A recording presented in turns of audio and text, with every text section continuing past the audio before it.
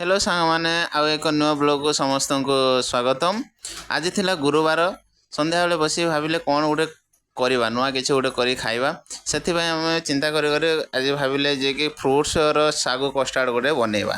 ସେଥିପାଇଁ ଆମେ କ'ଣ କଲେ ପ୍ରଥମେ କିଛି ଫ୍ରୁଟ୍ସ ନେଲେ ବିଶେଷ ବେଶୀ ନେଇନେ କମ୍ କମ୍ ସବୁ ଗୋଟିଏ ଫ୍ରୁଟ୍ସ ନେଇଛେ ଏବଂ ନେଇକି ସେ ଫ୍ରୁଟ୍ସକୁ ପ୍ରଥମେ ଯେକୌଣସି ଗୋଟେ ଜିନିଷ ହେଲେ ପ୍ରଥମେ ତାକୁ ଟିକେ ଧୋଇବା ଦରକାର।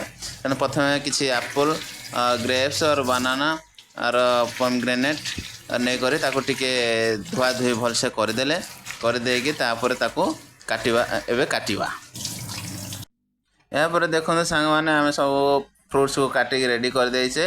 ये किसी बानाना ग्रेप्स एप्पल और पमग्रेनेट काजू और आलमंड को छोट छोट पीस करी काटी देइछे काटी रेडी। यह पर आम एक पात्र नहीं से हाफ लिटर क्षीर दे ताको गरम कले एवं किसी समय गरम करने लगी छाड़ीदे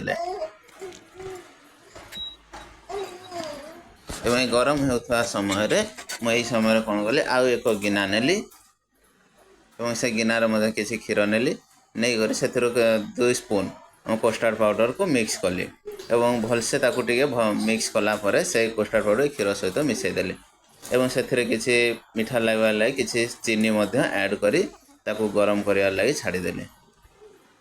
ये देखते सांग मैंने केते सुंदर फुटबार लगी क्षीरटी एवं एभर गरम हो सारापर तापर आम कि समय ठंडा ठीक यही समय आउ एक पात्र नहीं से आम किसी सागुदान को लेकिन गरम करने छाड़ीदे। यापर से कस्टार्ड मिसा क्षीर को 30 मिनट ठंडा होबार लगी आम छाड़ीदेलु एवं या भर आम बाप को कौन करूँ बस खेला खेली कलु टे मजा मस्ती टे करूँ।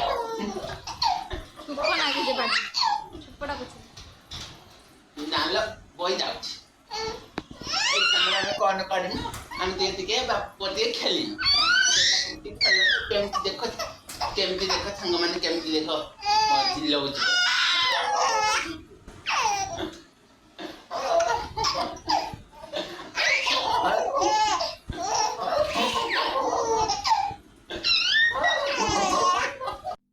या भितर 30 मिनट बीती जाइथिला एवं आमर मध्य कस्टार्ड मिसा मिल्क में ठंडा हो जाइथिला एवं यहाँ पर आम से कस्टार्ड मिसा मिल्क सागु सहित मिक्स करदेले एवं भलसे टिके मिक्स करनेले। देखते सांग मैंने केते सुंदर मिक्स होचे एवं यहाँ पर आम फ्रूट्स सब काटी रखी फ्रूट्स को ता सहित आम मिक्स करदेले एवं याकू गोटे स्पून साहाय्य भलसे आम गोलैदेले जमी मिक्स हो भल भाव में।